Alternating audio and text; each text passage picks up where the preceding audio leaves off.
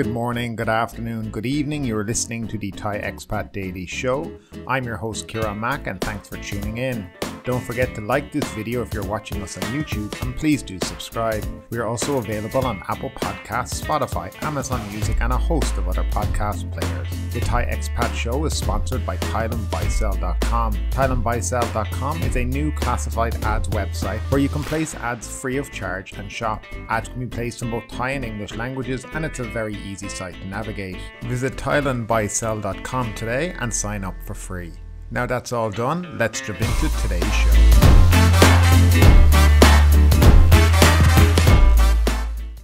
So before we start off today's show, I'd just like to thank everybody for all the support over the last few weeks. I'd also like to thank everybody for the emails they've been sending to me and subscribing to the website and other things like that. Now, if I haven't got back to you on the website, I will eventually, and I'm really sorry that I haven't. I've just received so many emails and it takes quite a long time to reply and give you the correct information. Now, for the coming weeks, I hope that we can bring you different topics about Thailand and I plan to do exactly that. Now, if there's anything you would like me to discuss on the channel or any topics you'd like me to research and do a show on, I'd love to hear it down below in the comment section because as listeners, what you want to hear, what you'd like to hear is important to me as well. So please feel free to let me know down in the comment section any topics or subject matter that you would like to hear about and I'll happily try to accommodate that week to week on different episodes. So anyway, that's all finished. Let's jump into today's top stories.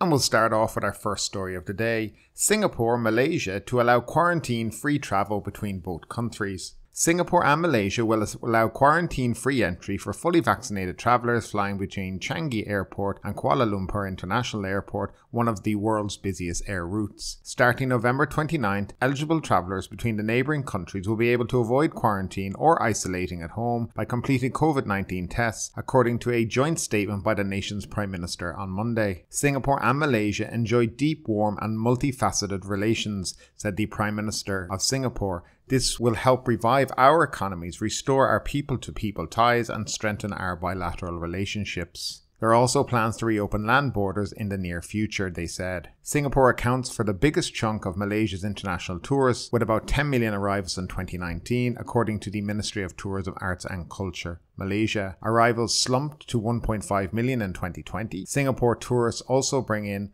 the most money, spending 20.5 billion ringgit or $4.9 million in 2019.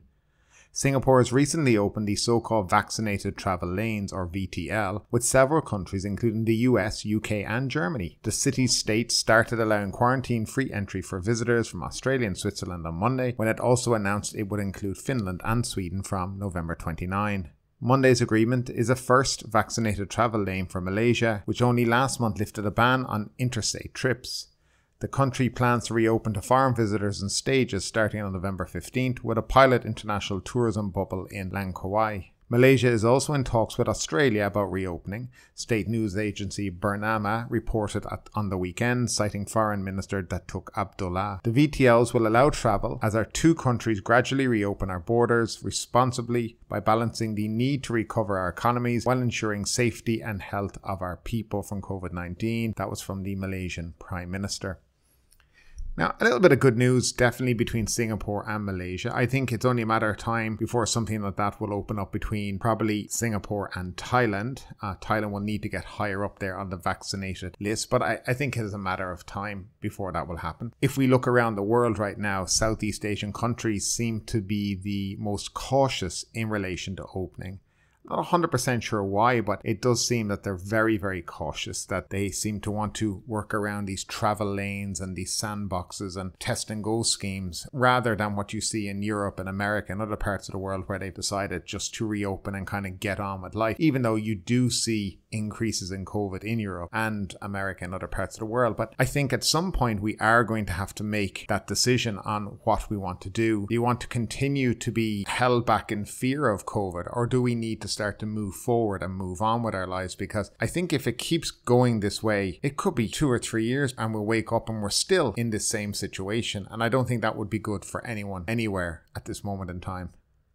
And moving along, Chiang Mai's famous Doi Inthanon opens, but with restrictions. Chiang Mai's popular Doi Inthanon National Park is opening its doors to tourists from 5 AM on Wednesday with some mandatory regulations. The park has marked out 21 spots for tourists who will be allowed to enter in 3 time slots: 5 AM to 10:30 AM, 10:31 AM to 2 PM, and 2:01 PM to 6 PM. The number of people at each viewpoint will be limited to no more than 100. Visitors are required to register via the QQ app and CM Chana applications before arrival and use the Thai Chana app to check in and check out. The QQ app takes the registration up to 15 days in advance. At the gate, Thai tourists are required to present their national ID or driving license, while foreigners must present their passports or other government-issued documents. Visitors are also required to present ATK or RT-PCR test results taken no more than 72 hours ago plus proof of double vaccination. Former COVID-19 patients who have recovered less than 3 months ago must provide a medical certificate. Visitors with a body temperature of more than 37.5 degrees Celsius will not be allowed to enter. People are required to always wear a mask and maintain social distancing. Those who wish to stay overnight can book a house or tent via www.nps.dmp.go.th. Registration for the Kume Pan Nature Trail closes at 5:30 AM daily, and the first treks kick off at 6:10 AM and the last at 3:50 PM.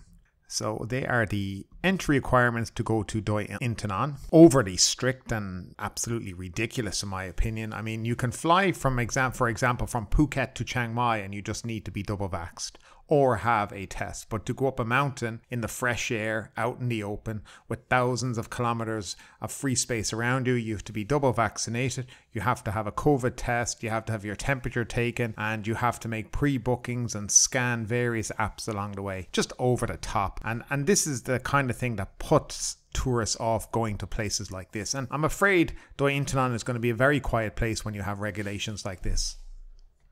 And next up, riverside areas of Bangkok warned of flooding this week and later this month. The Bangkok Metropolitan Administration is warning people living near floodgates to prepare for high tides and subsequent flooding this week and between November 20th and 26th. Bang Plat, Sampantawang, Yanawa, Tombori and Klong Toi are at risk and several roads there are already flooded. The BMA also warned that the high tides today will reach a peak of 1.2 meters above sea level at 7:32 PM. Bangkok Governor Aswan Kwanmuang said that the BMA is ready to help people affected by the high tides in the late afternoon, raising the level of the river to 2.3 meters and threatening communities outside the embankments and homes near the temporary dams where there is no permanent water barrier. Governor Aswan added that the highest water levels in the river is almost 2.4 meters instead of the more usual 1.9 meters. The BMA is continuously monitoring the situation and has been reporting the water levels every day. The current water level is, however, 25 to 40 centimeters above forecast due to winds in the Gulf of Thailand driving water levels in the estuary higher. The BMA would like to warn people living in the waterfront areas with no permanent water protection to prepare to move their belongings to a higher location to prevent damage. Citizens who are affected can call the BMA's hotline, which is 1555. The BMA notes that this occurs every year during November and December. In December, water levels will rise to their highest, and this year that will exceed forecasts from the Hydrographic Department of the Navy. The situation is expected to improve on November 13th, but there will be another surge between November 20th and 26th, which could see water levels as high as 1.17 meters. Looking for a good deal on real estate, vehicles, motorbikes or anything else? Find yourself a bargain at www.thailandbuysell.com. We encourage you to support our sponsors. And the main story today, air travellers not a COVID problem, illegal migrants a headache. The government expressed confidence on Monday that COVID-19 can be controlled for travellers arriving by air, but not for people crossing illegally into Thailand by land. Apsiamai Sirasong, a spokeswoman for the Centre for COVID-19 Situation Administration, said that in the first week since reopening on November 1, there were 22,832 arrivals at airports, of whom only 20 tested positive for COVID-19. The largest number of arrivals were from Germany, with 2,666 visitors, followed by the United States at 2,665, the United Kingdom at 1,475, Japan 1,449, South Korea 987, Russia 949, Sweden 817, France 774, and the United Arab Emirates 565 people. The arrivals included 14,278 visitors who entered the test and go process without quarantine, having been fully vaccinated against COVID-19 and arriving from low-risk countries at Suvarnabhumi, Chiang Mai, Phuket or Samui Airport. Another 7,483 entered the Sandbox quarantine process during the first week. Most of them, 6,710, arrived in Phuket. There were another 1,071 arrivals who were not fully vaccinated and entered quarantine for either 7 or 10 days. The 20 infected visitors made up just 0.09% of all arrivals, Dr. Apisamai said. Government spokesman Thanakorn Wambungkanchana said the number of infected visitors by air was at a controllable level and the government was satisfied with the situation. The Tourism Authority of Thailand predicts 300,000 visitors per month for the last 2 months of the year, and that would distribute income to many areas in the country, he said. However, Prime Minister Prayut Chan-o-cha was concerned about the illegal entry of workers, with more than 2,800 illegal migrants arrested over the past week. Statistics show that migrant workers were a common cause of COVID outbreaks, especially at markets in Bangkok, Samut Sakhon and Chiang Mai, Mr. Thanakorn said. He urged business operators to hire only legal migrant workers, quarantine them, provide them with vaccination and have them comply with disease control measures. The government on Monday reported COVID-19 clusters originating from markets in Chiang Mai, 65 new cases, Surin, Udon Thani, Chantanaburi, Chonburi, Prachapkiri Khan, Ratchaburi, Phetchaburi and Songkhla provinces. Cases from the clusters were included in the 7,592 new COVID-19 cases recorded on Sunday, with details released on Monday.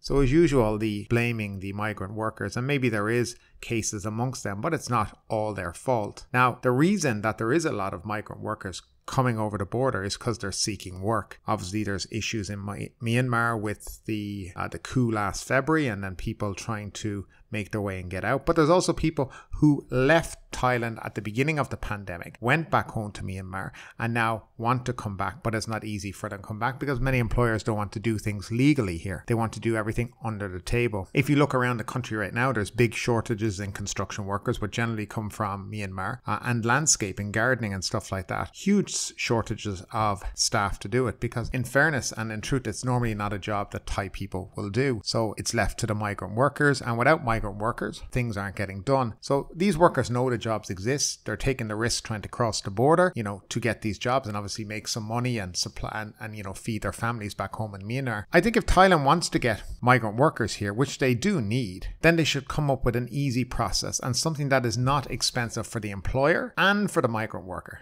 Make them feel comfortable doing the process so they can return to Thailand legally and work. Otherwise, and I think as we've seen, if you look in the papers the last few weeks, an awful lot of migrant workers have been caught crossing the border illegally. Now, for the 2,800 that got caught, there's probably 20,000, 30,000 that made it through. So, we have to balance this as well. But I think the borders will always be leaky in this country. I don't think you can ever seal a big border that, runs the length of the country and is made up of mainly forest and jungle, and it's not going to be something you can definitely seal. I think they need to come up with better ways to help people who wish to come here to work, and I think that would stop mass crossing the border, which has been going on for quite a while. The Thailand Pass now has been in effect for just over 9-10 days. I'm still seeing plenty of complaints about it. It's not consistent. The process is not consistent. There's no real transparency. I've heard of people getting 6 or 7 QR codes for the same flight. They actually applied 6 times and they got QR codes 5 times, and it was rejected once. They said the insurance didn't meet the standard, even though for the previous 5 times it was okay. I'm kind of wondering what kind of standards, what's the process behind this? It's very hard to get answers, and I wonder, is this dependent on the person who is reviewing your documents and the mood they're in at the time? Do they understand the documents that are in front of them? And I think this could be an issue as well. With this Thailand Pass, and you see the low numbers of infected people, I think it's 20. I mean, that's practically nothing,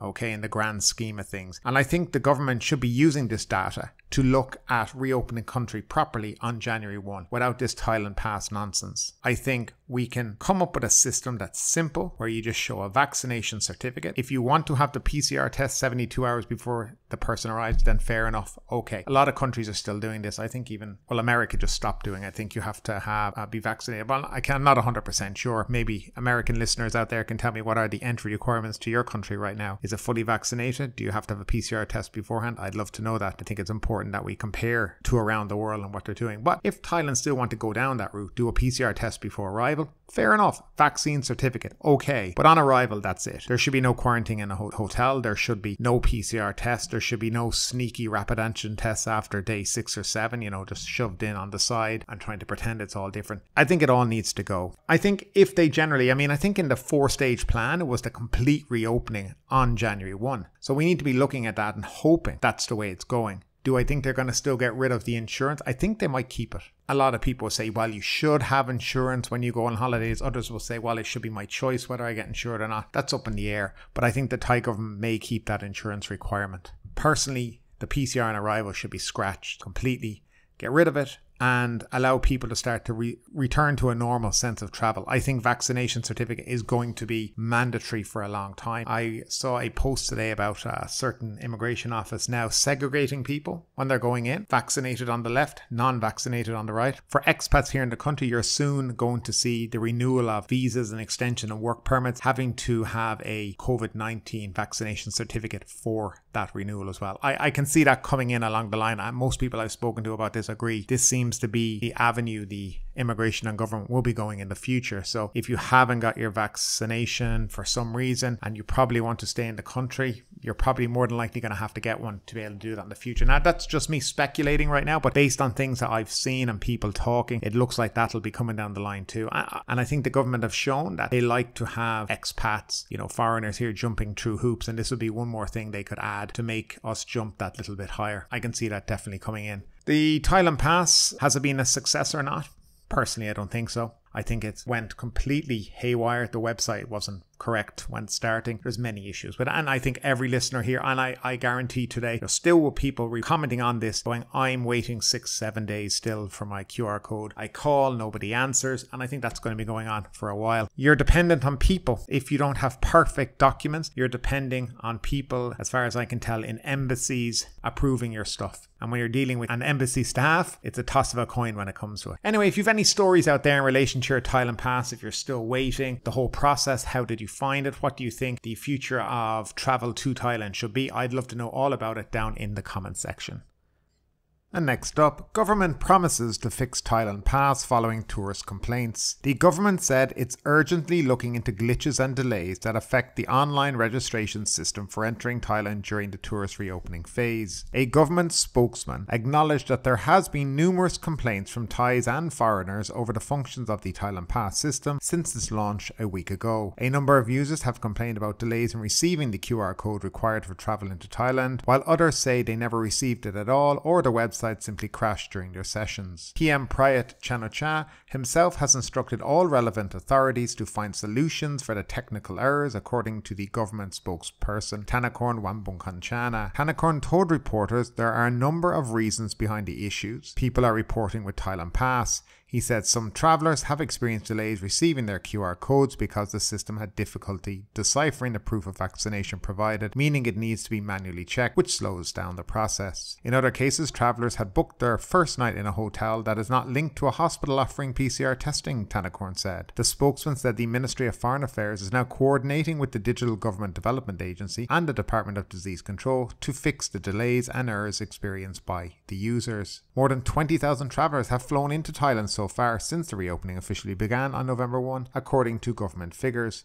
Under the Test and Go program, fully vaccinated travellers can freely travel after they test negative for the coronavirus upon their arrival in Thailand. The testing is conducted at hotels where travellers are required to stay until the result comes back. The amount of time needed varies. Some reported a waiting time of just 6 hours, while others say they had to wait for a day and a half.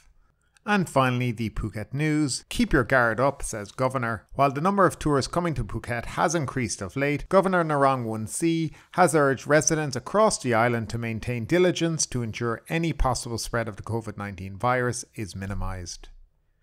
Trouble at the coffee shop. Police have yet to reveal the sequence of events that led to an Englishman physically restraining a Thai woman at a popular coffee shop in Chontalay yesterday to prevent her from continuing her attack on a foreign couple who had arrived and forcibly taken her mobile phone and bag from her. And finally, government to boost medical arsenal. The Ministry of Public Health is gearing up to procure 2 types of oral COVID-19 antiviral medicines for use in Thailand to fight COVID-19 along with other treatments and vaccines.